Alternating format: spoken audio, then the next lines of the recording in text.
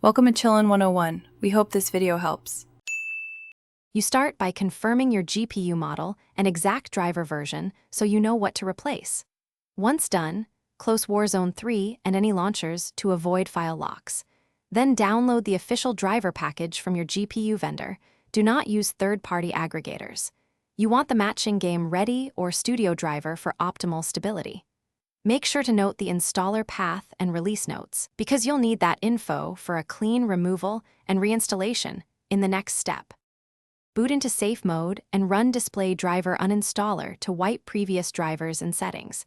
This prevents version conflicts. After reboot, run the downloaded vendor installer and choose the clean install or custom remove/reinstall option so leftover profiles don't persist.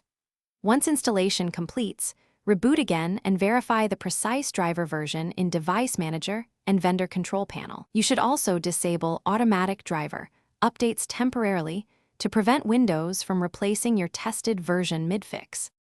Now launch Warzone 3 and test with conservative settings to confirm stability. This narrows variables quickly. If problems persist, roll back to the last known stable driver using Device Manager or Vendor Archives, because newer isn't always better. If you still see crashes, collect logs, dxdiag, GPU crash dumps, and record GPU temperatures and clock behavior for troubleshooting. Finally, make sure overlays, mods, and OC profiles are disabled. These often cause